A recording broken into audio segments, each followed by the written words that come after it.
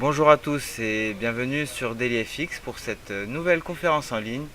Donc je suis Reda Boutika, membre de l'équipe FXECM. Donc aujourd'hui je suis en compagnie de Safe, membre du forum.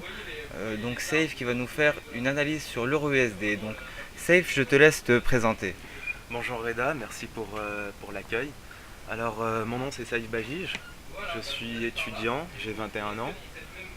Je suis beaucoup d'actifs, je veux à terme travailler dans la finance et j'ai essayé de vous préparer une analyse plutôt fondamentale pour l'euro-dollar.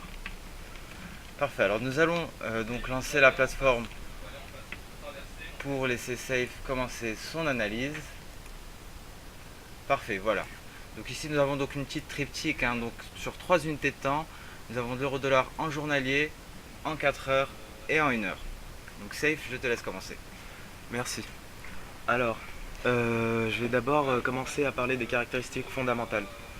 Je sais pas, je connais pas le niveau de tout le monde ici, donc je voudrais d'abord dire que c'est un des instruments financiers le plus traité dans le monde. Il faut savoir en premier lieu que l'euro-dollar concerne deux monnaies, l'euro et le dollar, sur les deux plus grandes puissances économiques mondiales, à savoir la zone euro et les États-Unis. C'est la paire la plus suivie dans le monde. Je l'ai toujours suivie personnellement. J'ai commencé par du stop picking, mais maintenant je suis plutôt centré sur tout ce qui est DAX 30, euro-dollar, CAC 40.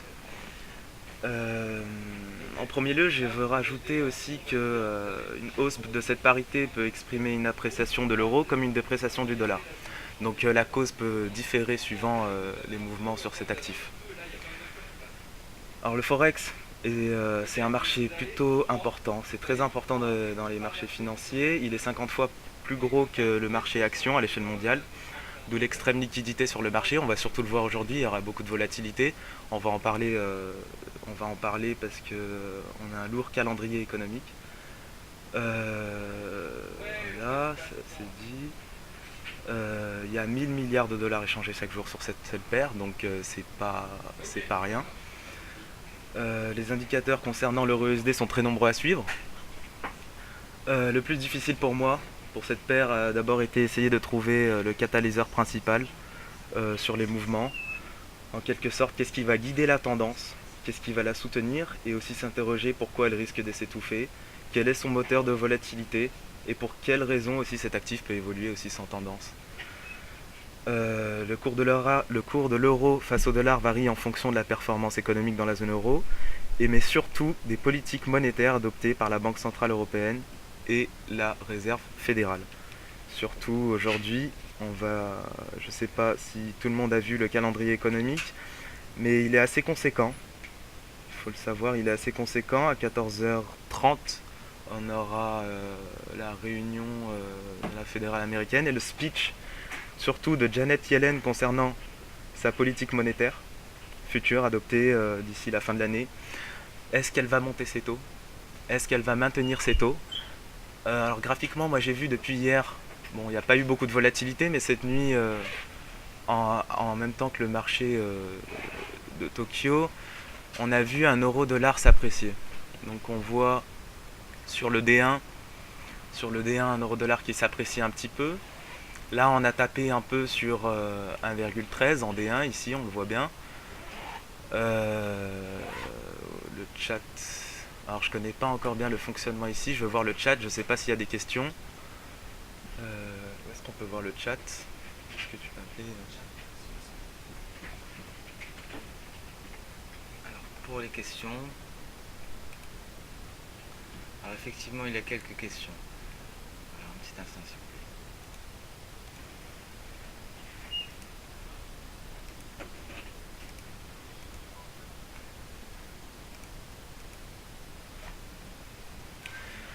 Donc, alors pendant que Reda va trouver les questions, parce que je vais répondre à toutes les questions.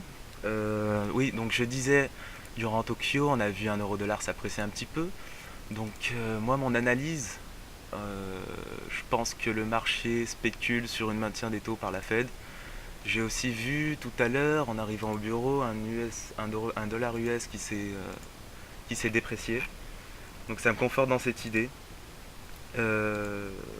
Malgré lundi le commentaire du vice-président de la Fed qui a parlé un peu sur la montée des taux. On a quand même un marché qui spécule sur une maintien des taux. Donc l'un des facteurs les plus influents fondamentalement en ce qui concerne la parité euro-dollar est bien entendu le taux d'intérêt de la BCE et aussi le taux d'intérêt de la Fed.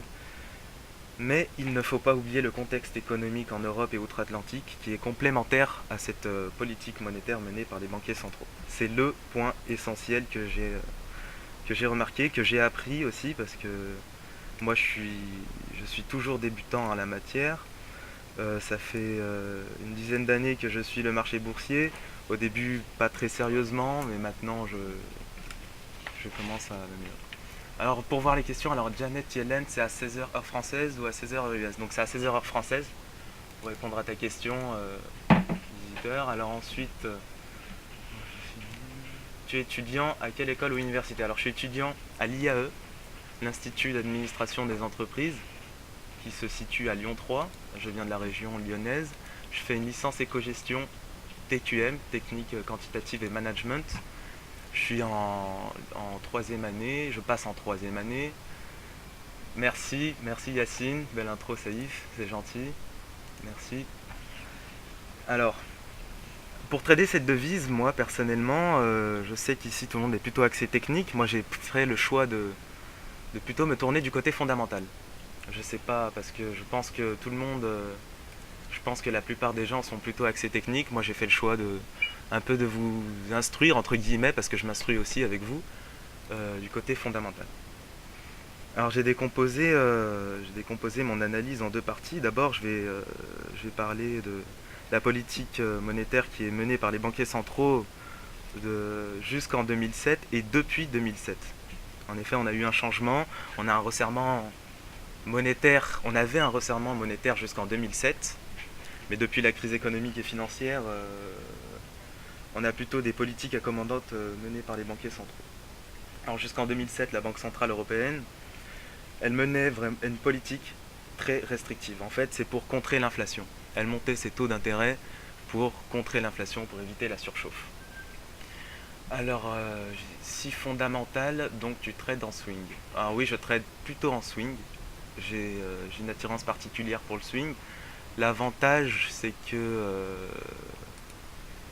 en fait, l'avantage est plutôt psychologique. Moi, je le verrais plutôt psychologique. J'ai moins de stress.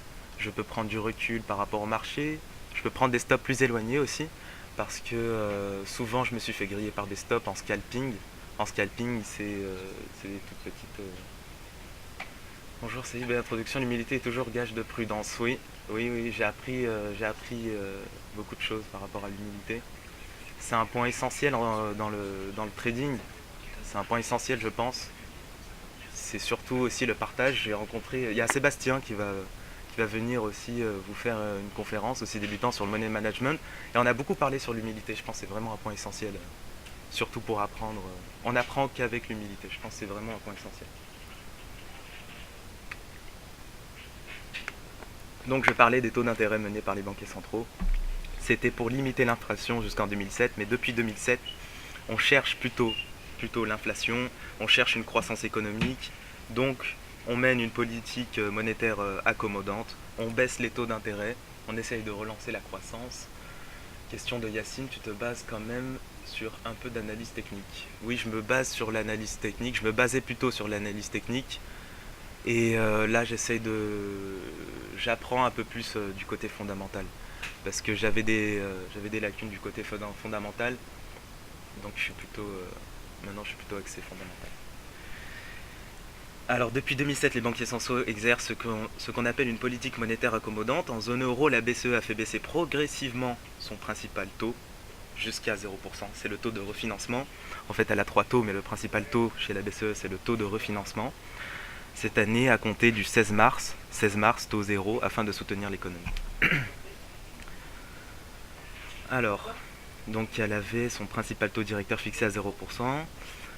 Il avait baissé de 0,05 points. Ces deux autres taux, c'est pas très intéressant pour nous à notre niveau, où je ne connais pas le niveau de tout le monde. Il y a le taux de rémunération des dépôts et le taux du prêt marginal qui sont respectivement négatifs, moins 0,40 et moins 0,25%. En fait, Fondamentalement, une caractéristique fondamentale, il faut savoir que plus les taux d'intérêt d'un pays sont élevés, plus sa monnaie est attractive. Donc on parle de l'euro-dollar, on veut savoir est-ce qu'il va aller vers la parité. J'en ai pas encore beaucoup parlé, on va y arriver dans un instant. Depuis 2008, les banquiers centraux mènent ensemble une politique de taux bas pour faire face à la récession. Depuis 2007, l'euro-dollar s'est déprécié après des plus hauts de 1,60 $ pour 1 euro jusqu'à environ aujourd'hui on est à 1,12871, on est près de 1,13. Moi je pense que c'est une zone psychologique, donc je pense pas que l'euro-dollar va encore s'apprécier jusqu'à la réunion jusqu'à la décision de la Fed. On ne sait pas si Janet Yellen va devenir plus claire quant à sa politique monétaire. On ne sait pas. Je ne peux pas prédire l'avenir. Hein. On n'est pas médium. Donc on est là pour apprendre. On est là pour savoir comment on peut mener une stratégie pour une journée qui va être très volatile aujourd'hui. Alors par rapport à la volatilité, moi je vous invite à regarder l'indice VIX. C'est un indice de volatilité. On peut mesurer la volatilité grâce à cet indice. On peut aussi protéger nos positions si on a trop de volatilité. Et voilà. Donc je disais, plus les taux d'intérêt d'un pays sont faibles, moins sa monnaie est attractive relativement à une autre.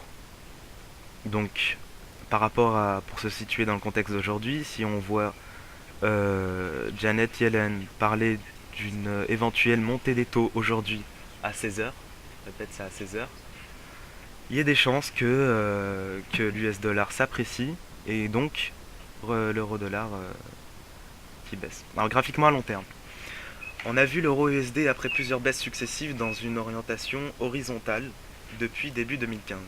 Avec un borne extrême 1 euro qui s'échange à 1,05, 1,046 globalement pour le plus bas, et une des bornes hautes autour de 1,15 jusqu'à 1,16 $ pour 1 euro échangé. Moi, mes prévisions pour la zone euro. Alors moi, j'ai vu les taux d'intérêt sont historiquement bas. Je pense que les récentes mesures de rachat d'obligations souveraines par la Banque Centrale Européenne et aussi par rapport à la fragile reprise économique en Europe, même si bien présente, ne devraient pas inverser la tendance en Europe. Donc moi je pense que les taux d'intérêt vont être maintenus dans la zone euro d'ici la fin de l'année. Et de plus, je vois les inquiétudes concernant le Brexit, l'instabilité politique qui me conforte aussi dans cette idée. Bonjour Samy. Bonjour Samy, bienvenue. Alors donc ma conclusion, la politique monétaire de la BCE va rester accommodante dans la durée et la remontée de ses principaux taux reste vraiment très peu probable avant 2017. C'est mon analyse, je ne suis pas conseiller, en investissement, je suis simplement étudiant, j'ai essayé de vous faire quelque chose de plutôt simple en partant des caractéristiques fondamentales et pour analyser cette paire qu'est l'euro-dollar. Alors, le niveau de croissance surtout qui est aussi faible, il faut le rappeler pour ramener l'inflation selon moi. Parce qu'en fait, on a plutôt, au niveau de la politique monétaire, on a plutôt une politique monétaire axée au niveau des chiffres macroéconomiques, une politique monétaire conjoncturelle. Donc alors maintenant je vais passer au côté américain. Côté américain, plus important aujourd'hui, très important. Un calendrier économique lourd. Alors contrairement au côté européen, je me demande si la Fed continuera sa politique de resserrement monétaire. J'ai le sentiment que les banquiers centraux du côté américain vont commencer à préparer les opérateurs à une logique remontée des taux à mesure que l'économie américaine publie d'excellents chiffres. Bon, excellents chiffres, j'y suis allé un peu loin, avec une Fed orientée vers des données macroéconomiques plutôt bons. En réalité, l'économie américaine, elle va très bien, elle crée des emplois, c'est mon intime conviction, c'est pas la conviction de tout le monde, je le respecte, et nous savons que les perspectives économiques sont très bonnes. Comment on peut voir le VIX? Alors moi, tout simplement, je tape sur Google, je tape VIX, indice de volatilité, il y en a beaucoup, il n'y a pas que le VIX. Je sais pas, je vais essayer de vous le projeter, je sais pas si je peux le trouver sur internet. Alors, comment on fait?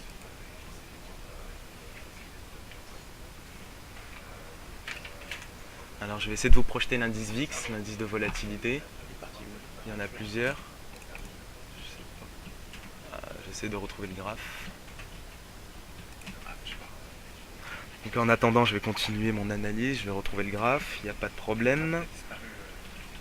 Il faut savoir aussi, moi j'ai regardé du côté du pétrole qui depuis plusieurs mois est historiquement bas. Il impacte négativement les États-Unis sur sa santé économique. Et s'il monte, selon moi, il y a un très fort potentiel. C'est un facteur, c'est une perspective économique positive pour les États-Unis qui serait à prendre en compte. Donc on a aussi le dollar à surveiller également. Alors, de la part de Yacine, utilises-tu le VC avec également? Alors le VC, est-ce que tu peux préciser Yacine? Je comprends pas trop à quoi ça peut correspondre. Le VC, Yacine. Est-ce que tu peux préciser Yacine qu'entendu par VC, s'il te plaît? Si tu m'écoutes toujours.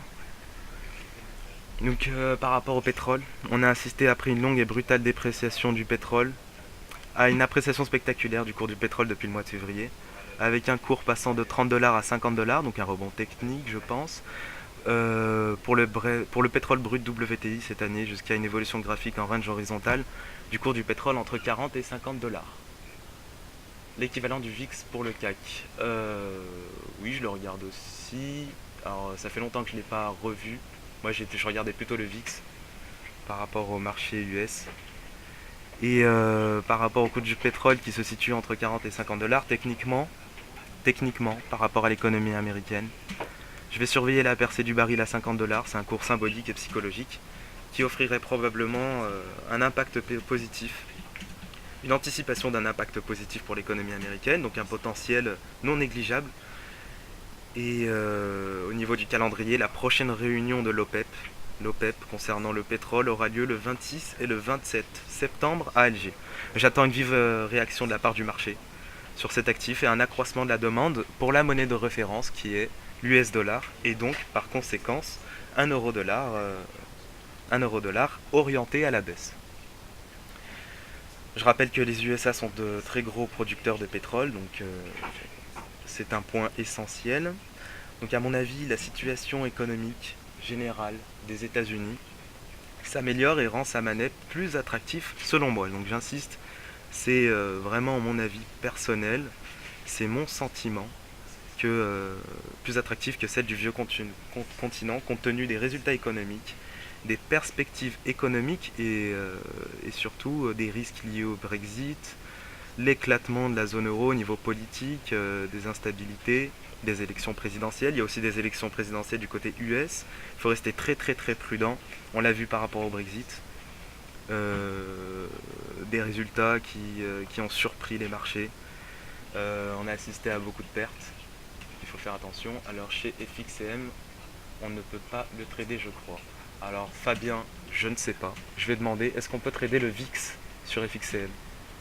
On ne peut pas trader, non. Ouais, on ne peut pas trader le VIX chez FXCM pour répondre à ta question. Merci. Alors, est-il... Les CAC, volatilité CAC, c'est le brésilien. Est-ce qu'il est plus judicieux, Nicolas, question de Nicolas, est-ce qu'il est plus judicieux de trader les annonces de banque centrale en direct avec des ordres conditionnels? Si oui, de quelle façon peut-on le faire en gérant son risque? Alors, c'est très très très très très très compliqué. Par rapport aux ordres conditionnels, en fait, il faut réussir à prédire où va aller le cours en fonction des résultats, en fonction du speech de Janet Yellen. Je ne peux pas répondre à cette question. Je suis pas un expert, donc je ne peux pas te répondre, Nicolas. Mais c'est un point à approfondir. Je pense que c'est très très intéressant. Je pense plutôt qu'on devrait faire ça en direct, Nicolas. Suivant les annonces de Janet Yellen, par exemple, là on a un consensus. On a une anticipation du marché pour une maintien des taux. Il faut savoir, on a un euro-dollar qui s'apprécie. On le voit très bien. Aujourd'hui, un euro-dollar qui s'apprécie. Donc on a vraiment une anticipation pour la maintien des taux par la Fed. Et si surprise il y a, Nicolas, si surprise il y a, je pense que c'est un coup jouable. Je pense que c'est un coup jouable. On peut jouer short sur l'euro USD et s'orienter à la baisse vers les précédents supports. Moi je dirais 1,11, 1,11, 1,11,50. Je pense que c'est déjà de bonnes perspectives. On est déjà bien loin. Surprise du marché, ouais, ça pourrait être intéressant. Ça pourrait être intéressant. Alors Luc, qui êtes-vous? Alors je l'ai rappelé au début, je ne sais pas si tu as été là. Luc, je suis étudiant en éco-gestion, en licence à l'IAE, Institut d'administration des entreprises, et je suis en troisième année de licence. Voilà. D'accord, merci, je repose à cette question. Alors Nicolas, alors, vu la volatilité à ce moment, il faut rester de côté. Alors ouais, alors je veux parler un peu sur le slippage. Sébastien va vous en parler, le money management c'est très important, il y a des risques. Le risque du slippage c'est le principal risque. C'est dangereux de jouer le sens du marché au moment de publication économique, surtout quand ça surprend le marché. Le slippage c'est dévastateur. Parce qu'on peut avoir des corrections, on peut avoir... il peut se passer tout et n'importe quoi. Alors le slippage, alors pour vous expliquer ce que c'est, je pense que si jamais s'il y a des gens qui ne connaissent pas le slippage, alors le slippage c'est quand on prend une position, au moment où on la prend, il y a un délai. Il y a un délai entre le moment où on prend la position et le moment où votre position, l'ordre, est déclenché. Alors question de Samy, IAE de quelle ville? Je suis à l'IAE de Lyon. C'est un très très bel institut.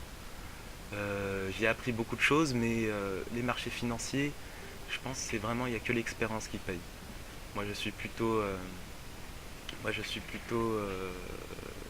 expérience, côté expérience, je pense que c'est plus important. Alors on a un euro-dollar qui est toujours à 1,13.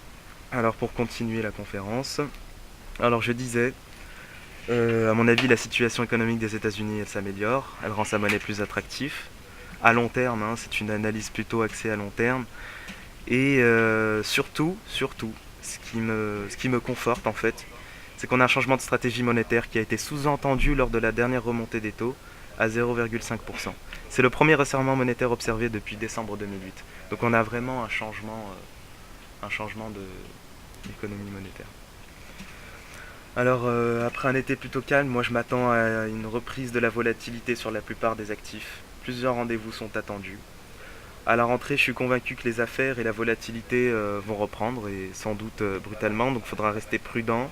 Une fin d'année chargée, une fin d'année très chargée. Alors sur les discours, tous les opérateurs aujourd'hui traquent le moindre indice du côté de la Fed quant à la prochaine date sur la remontée des taux. Sur la remontée des taux aujourd'hui, il faudra surveiller ça. Nous allons voir ça de toute façon cet après-midi. La décision politique monétaire de la Fed, elle se tiendra le 16 décembre. On a aussi une réunion de la Fed le 20 septembre, plutôt.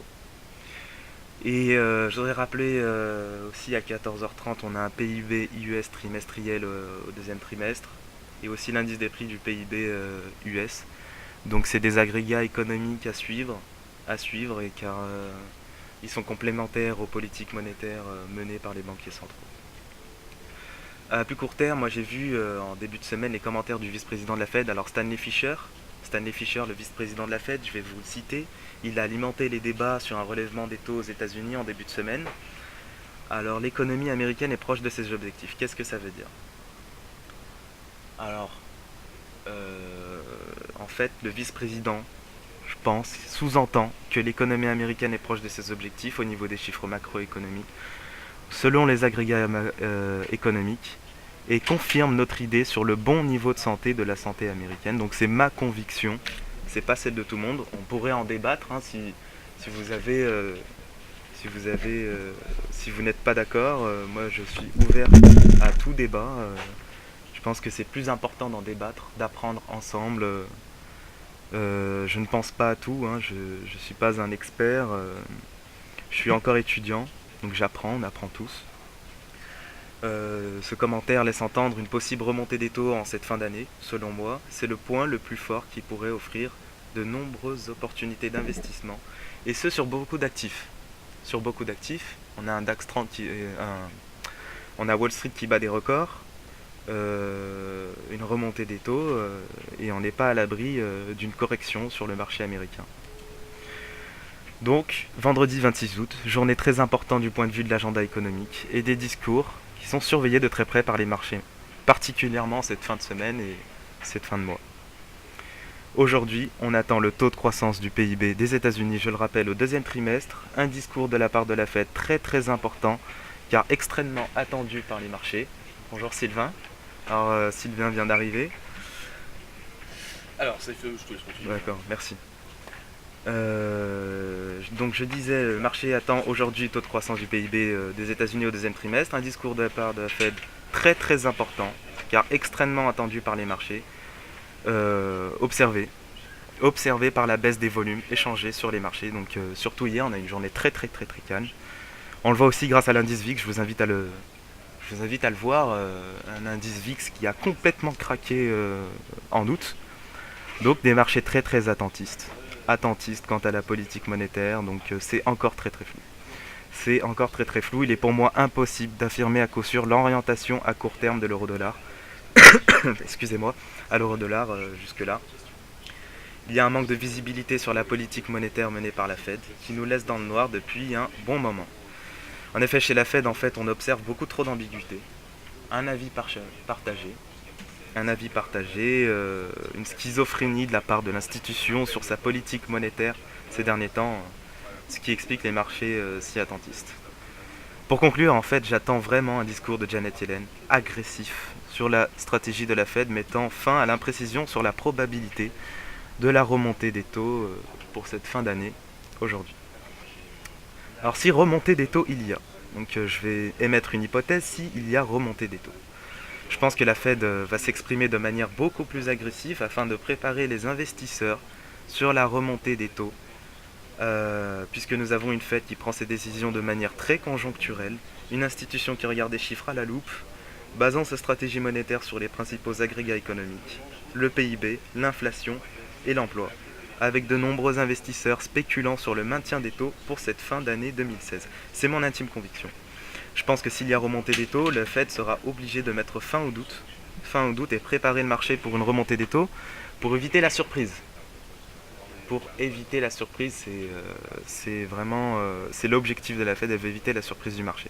Donc s'il y a remontée des taux, clairement, moi je pense que la Fed va s'expliquer de manière... Janet Yellen va s'exprimer de manière beaucoup plus précise. Donc elle mettra fin au doute longtemps subi jusqu'aujourd'hui sur sa politique monétaire. Alors, salut Frédéric, salut, t'inquiète, aucun de nous est expert, même les experts n'arrêtent pas de se tromper, ton avis est le bienvenu. Merci Frédéric. Merci Frédéric, ouais, personne n'est expert, même les plus grands professionnels peuvent se tromper. On l'a vu par rapport au Brexit. On a vu beaucoup de gens tomber très très bas. Frédéric, merci. Tu devrais écouter Olivier Delamarche plutôt que les bêtises que raconte Fischer. Sébastien, quels sont tes actifs de prédilection, Yacine? Alors, est-ce que tu peux préciser, Yacine? Je comprends pas trop ta question. Je serais ravi de te répondre. Ah, alors que j'aime trader, Yacine, alors moi au début j'étais stock picking, il y a 3-4 années en arrière j'étais stock picking, je tradais les actions en virtuel, je suis étudiant par manque de capacité de financement sur les marchés. J'ai commencé par du stock picking et petit à petit je me suis orienté vers des actifs plutôt volatiles, l'euro USD principalement, le DAX, un petit peu le DAX, je ne me suis pas encore trop penché sur le DAX, et le CAC 40 parce que je le trouve très propre. Le CAC 40 il répond à beaucoup d'indicateurs, il est propre, le plus souvent il est propre, il est facile à trader. C'est bien pour débuter et je le trouve très intéressant. Voilà, ouais, c'est sûr, c'est voilà mes principaux actifs. Voilà. J'ai une question, comment avez-vous choisi cet ETC? Est-il spécialisé et réputé technique marché financier et mathématiques des marchés? Alors non, moi ma licence elle est plutôt axée management. Mais à titre personnel, en deçà des cours, j'aime bien suivre les marchés, je suis les actualités économiques, je suis constamment branché sur BFM Business. Et même pour vous dire, en cours magistral, je suis aussi branché sur BFM Business quand je m'ennuie. Voilà, c'était la petite anecdote. Donc, alors, au niveau graphique, j'ai pas trop parlé graphique, je me suis axé fondamental, parce que je pense que la plupart ici, on est plutôt axé graphique. Alors, graphiquement, à long terme, euh, je l'ai dit, 1 euro USD après plusieurs baisses successives, une orientation horizontale depuis début 2015, avec en borne extrême 1 euro qui s'échange autour de 1,05 jusqu'à 1,15, 1,16. On est loin de la parité. Donc on est actuellement à 1,12 951. On est toujours aussi loin de la parité, donc on a toujours une spéculation pour la maintien des taux. Euh, voilà, donc pour récapituler, cependant je vais rester très prudent. J'ai adopté des stratégies de couverture en attente de nouvelles projections sur les décisions de la Fed. Cependant très partagées aujourd'hui et ce jusqu'à la fin de l'année. Donc voilà. En récapitulatif, plusieurs des événements seront décisifs en cette fin d'année pour la paire euro-dollar à court, moyen et long terme. Euh, à 16h, le discours de Janet Yellen à Jackson Hole, à quand la hausse des taux, un éclaircissement sur la politique monétaire à venir. À 14h30, un PIB US au T2 qui est attendu à 1,1%. Et la réunion à plus moyen terme, réunion de la Fed sur la hausse des taux aura lieu le 21 septembre. Mais j'attends des indices, je le répète, j'attends des indices aujourd'hui. Alors, la décision de la Fed sur la remontée des taux sera l'ingrédient nécessaire à une orientation à la hausse pour le dollar et donc par conséquence à une orientation à la baisse pour 1 euro-dollar, se dirigeant plus près vers la parité à long terme. Donc vraiment c'est le changement de la politique monétaire par la Fed qui va nous donner l'indication, qui va nous donner réponse à cette question qui est le thème de cette webinaire, l'euro USD ira-t-il jusqu'à la parité? Donc une hausse probable des taux de la Fed aussi, il fera baisser l'euro-dollar. Scénario aussi de baisse des marchés actions à Wall Street après des records autour de 18 600 pour le Dow Jones 30. 18 600 pardon, qui va consolider l'éclatement du rallye haussier, sur lequel je spécule aussi par rapport au risque-reward. Risque-reward intéressant à jouer aujourd'hui si certains d'entre vous sont agressifs. Un risque-reward intéressant, 1 euro USD à la baisse, puisque le marché anticipe une maintien des taux par la Fed, sachant qu'on a quelques petits indices depuis le début de semaine, pour la remontée des taux. Sébastien prédisent la baisse, ils ne sont plus crédibles. Oui, c'est très flou. Alors, je voudrais visiteurs, c'est très flou, c'est pas crédible. Ils sont de moins en moins crédibles parce qu'en fait on a une fête partagée. Je pense que tout cela en interne, dans l'institution c'est partagé, on voit une schizophrénie, ils sont tous partagés, donc on attend vraiment un discours plus agressif aujourd'hui. C'est fin de route, un petit coucou à tout le monde, bonjour Warren, Sylvain en retard comme d'hab.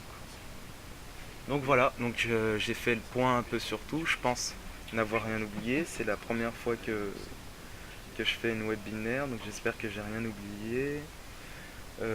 Voilà, donc pour récapituler, personnellement, alors scénario agressif, je spécule à la baisse, je protège ma position, un risque-reward intéressant, un retournement qui probablement peut être très fort si on a une remontée des taux d'ici cette fin d'année, qui orienterait très fortement, qui impacterait très fortement l'euro-dollar à la baisse. Je pense qu'il impacterait très fort l'euro-dollar à la baisse, alors que si on a un maintien des taux, je ne vois pas un euro-dollar s'envoler vers des horizons. Je ne vois pas un euro-dollar s'envoler s'il y a un maintien des taux. C'est pour ça qu'en fait, j'adopte une stratégie agressive. Je prends des risques sur cette stratégie qui est l'euro-dollar. Donc voilà, si vous avez des questions, n'hésitez pas. Je réponds à toutes vos questions, même s'ils ne concernent pas forcément l'euro-dollar, parce que je suis aussi d'autres indices. Voilà, donc je pense avoir fait le tour. Au niveau technique, alors je me suis pas trop axé technique parce que je sais que beaucoup parmi vous sont plutôt axés sur l'analyse technique. Alors moi j'ai décidé de faire une analyse plutôt fondamentale pour vous expliquer un peu ce qui se passe autour cette politique monétaire, des chiffres, des données macroéconomiques, et surtout parce qu'on a un agenda chargé aussi. On a un agenda très très très chargé aujourd'hui. Merci Yacine, super ce webinaire, Saïf. Alors, Discalex, question de Discalex, je n'ai aucune base sur l'analyse fondamentale. Quels conseils me donnerez-vous pour débuter une approche dans ce sens? Alors Discalex, moi je te conseille d'acheter des livres sur l'économie, tout simplement. Alors au niveau fondamental, c'est l'économie, tu achètes des livres sur l'économie. Tu lis des choses théoriques, tu regardes un peu,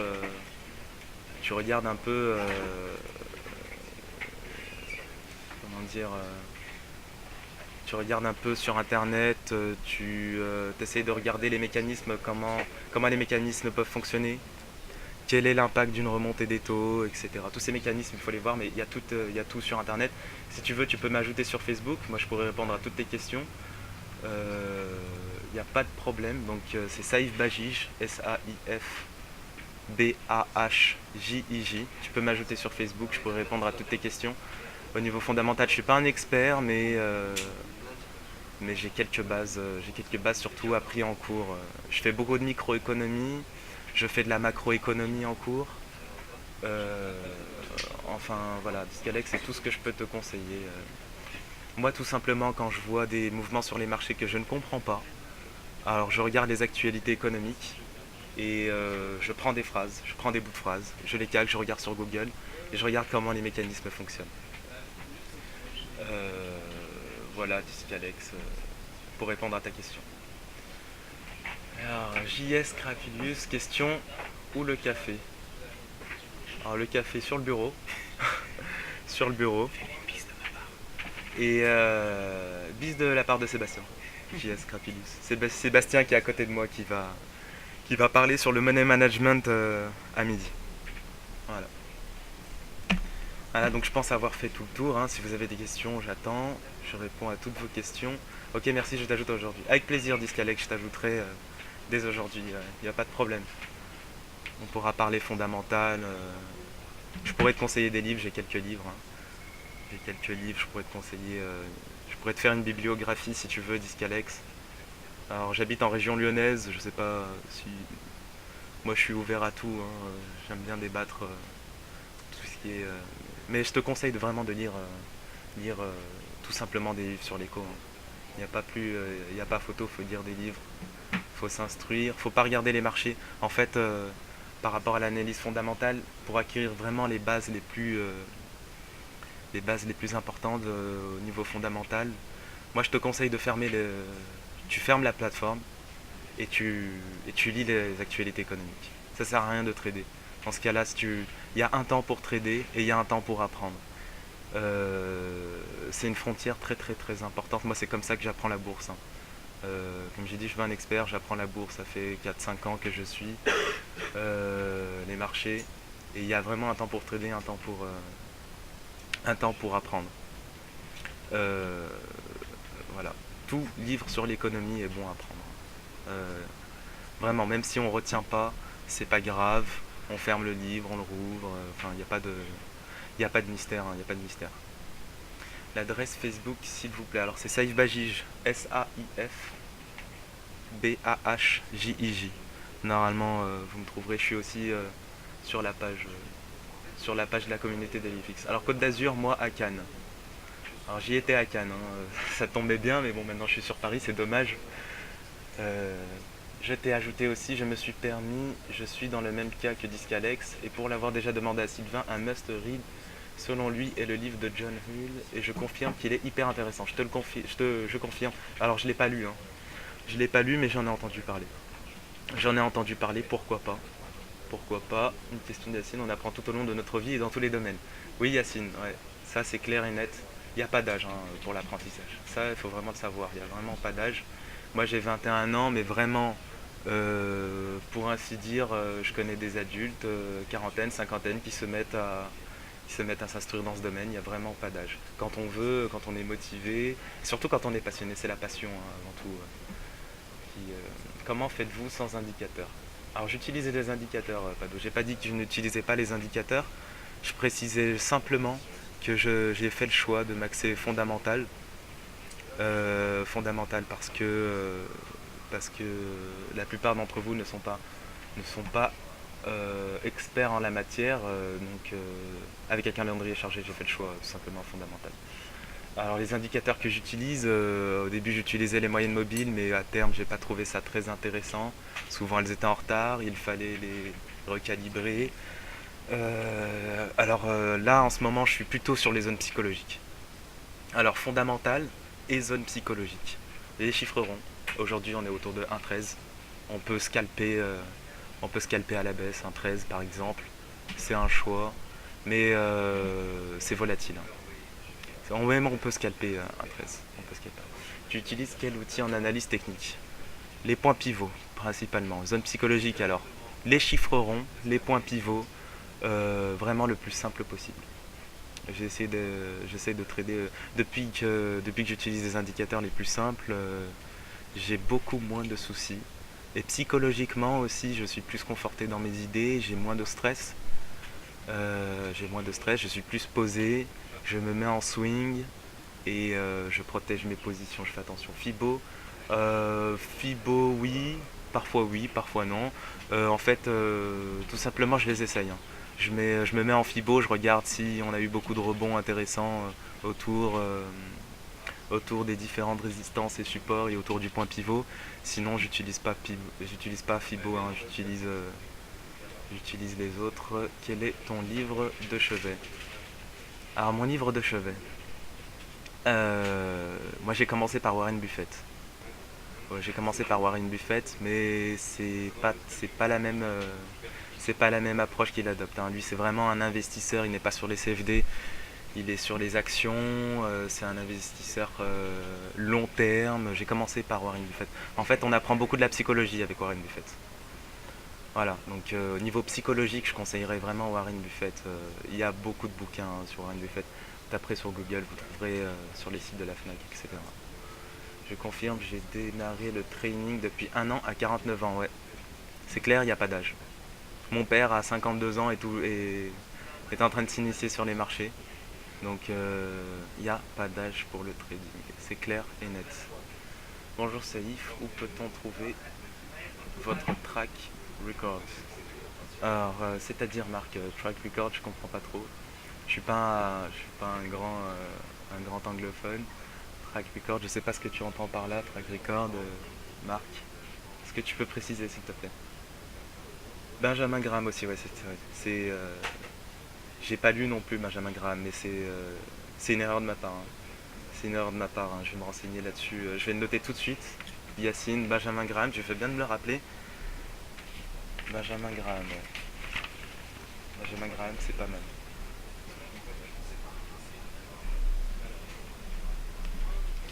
Donc n'hésitez pas, hein, si vous avez d'autres questions, même s'ils ne concernent pas forcément mon analyse, n'hésitez pas. Voilà, je pense avoir fait le tour. Le mentor et maître à penser de Buffett. Oui, il y a le mentor et maître à penser de Buffett, il y a un tas de bouquins. Franchement, si vous voulez lire, si vous aimez lire, il y a un tas de bouquins, c'est pas ça qui manque. Euh, Cherchez des livres sur l'analyse fondamentale, vous tapez tout simplement livres sur l'analyse fondamentale et vous en trouverez des milliers, que ce soit en anglais, en français, en allemand. Il y en a vraiment pour tous les goûts. Il y en a pour tous les goûts. Mais vous verrez qu'au fur et à mesure que fondamentalement vous comprendrez les différents mécanismes, par exemple aujourd'hui, franchement, sans analyse fondamentale, je ne sais pas comment trader l'euro USD, hein. Pour être honnête, enfin, personnellement, en swing, par exemple, c'est impossible de trader l'euro USD. On ne peut pas savoir où va s'orienter l'euro USD, hein. C'est flou du côté de la Fed. Personnellement, je ne peux pas le faire.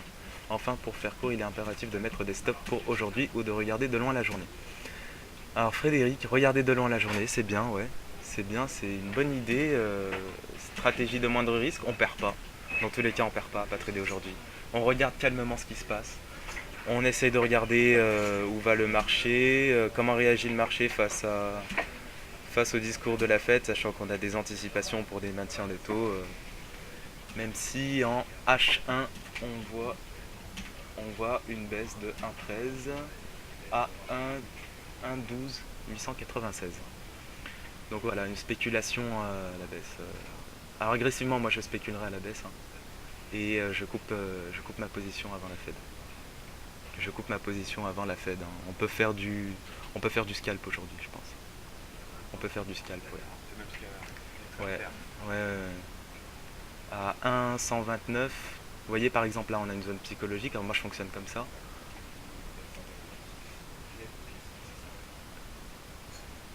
1,12896. Là on peut scalper agressivement, hein. On peut scalper agressivement. Mais je couperai toutes mes positions avant la fête. Je couperai toutes mes positions, à moins de prendre des positions de très très très très petite taille, hein. Moi je prendrai des positions de très très petite taille, parce que c'est trop dangereux, on sait pas. On peut se préparer à tout, hein. Même si on a une anticipation pour le maintien des taux, on peut se préparer à tout, hein. On ne sait jamais, hein, on ne sait jamais, hein. Voilà, donc là on a vraiment voilà, on descend bien en dessous de 1,129. C'est une bonne zone de scalp. Voilà, là on peut prendre quelques pips. Voilà, donc là j'ai eu raison pour l'instant. Pour l'instant tout va bien. Il n'y a pas de problème, on peut spéculer à la baisse, hein. Surtout que le marché va être prudent. Ouais, ouais. Donc voilà, je pense avoir fait le tour. Si vous avez d'autres questions, elles sont le bienvenu, hein. Je répondrai à toutes vos questions, même si elles ne concernent pas forcément l'actif traité aujourd'hui. Voilà, donc voilà. Je pense avoir fait tout le tour.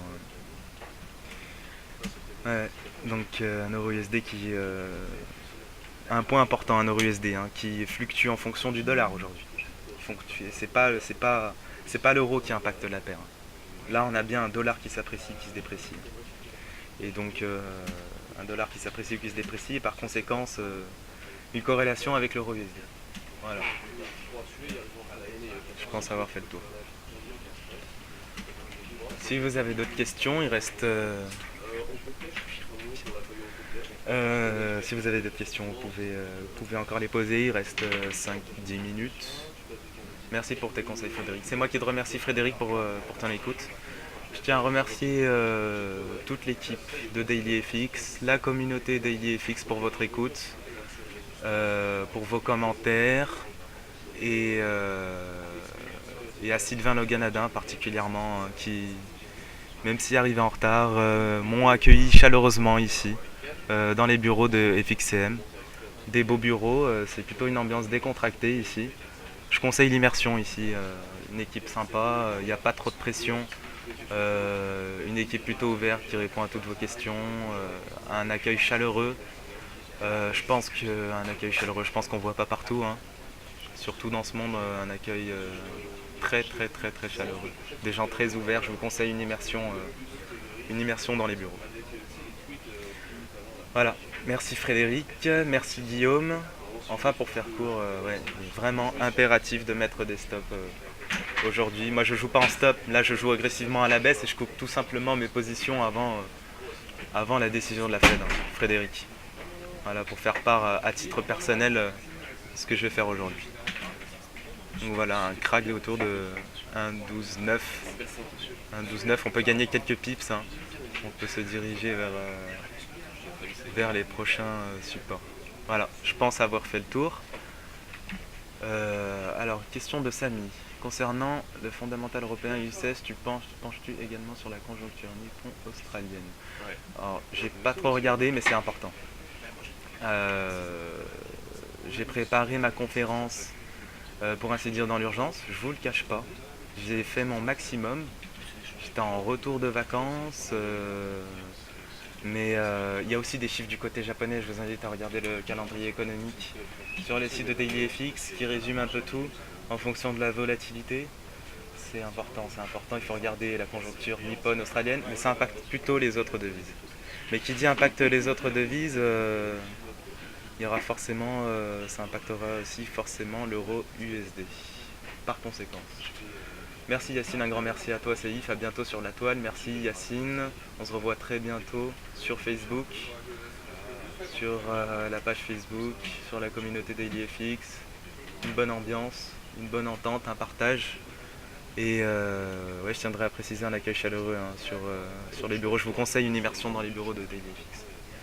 Franchement, très honnêtement, un bel accueil. Un bel accueil. Voilà, je pense avoir fait le tour. Si vous avez d'autres questions, il reste encore du temps, hein, n'hésitez pas. Merci, bonne journée. Merci Discalex, on se revoit sur Facebook. Et il n'y a pas de problème, je répondrai à toutes tes questions. Une fois rentré à Lyon, je répondrai à toutes tes questions. On pourra débattre de l'actualité économique. On peut même se voir si tu veux. Hein. Écoute, moi, je me déplace dans toute la France, il n'y a pas de frontières. Hein. Vraiment, le partage, c'est important. Hein. Surtout, on apprend beaucoup des autres. Merci Samy, merci Saïf, super présentation et bonne continuation pour la suite de tes études. Merci Samy, merci, c'est sympa de ta part Samy. Merci de ton écoute Samy. Merci Discalex, merci à tout le monde, merci à toute la communauté. D'autres questions encore, hein, il reste toujours 5 minutes. Je pense avoir fait le tour. Hein. Si vous avez, même au niveau technique, hein, si vous avez d'autres questions, j'hésiterai pas à y répondre. J'ai une petite question, qu'est-ce que tu penses en horaire justement ? En horaire, alors en horaire l'euro USD. En horaire, alors là, on a vu un rebond autour de 1,13 à la baisse.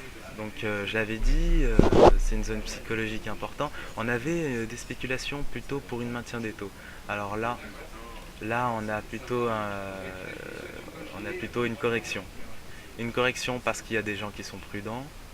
Moi je scalperai à la baisse. Je scalperai à la baisse pour. Je suis totalement d'accord avec toi. Ouais, je scalperai. C'est exactement le même plancher. Une cassure et un 12,75. Voilà, ouais, je vise un 12,75, je scalpe à la baisse. Mais par contre, je couperai toutes mes positions avant la réunion de la Fed. Ah, c'est sûr. Enfin, personnellement, je suis pas encore un expert. Merci Warren, merci à toi, merci Pado, très bon live. Merci Yacine, bon courage, reste passionné. Toi aussi Yacine, on se revoit très bientôt sur Facebook. Merci à tout le monde, merci de votre écoute. On va terminer. Merci. Et bon, on va terminer avec. Les deux autres. Et puis D'accord. On va terminer la webinaire. Je vous passe maintenant Sylvain. Merci beaucoup. Merci Sylvain. En tout cas, merci Saïf, merci d'avoir accepté l'invitation. Tu avais préparé ça depuis déjà 2-3 semaines. J'ai vu tous tes mails, j'ai vu toutes tes présentations, on les a pas mal retravaillées, etc. Donc c'était juste top. Tout de suite, prochaine intervention avec Gilbert tout à l'heure de 10h à midi sur le DAX. Donc le DAX va-t-il cesser sa sous-performance? C'est de 10h à midi. Je vous laisse 5 minutes pour souffler, 5 minutes pour que nous laissons à Gilbert pour se préparer.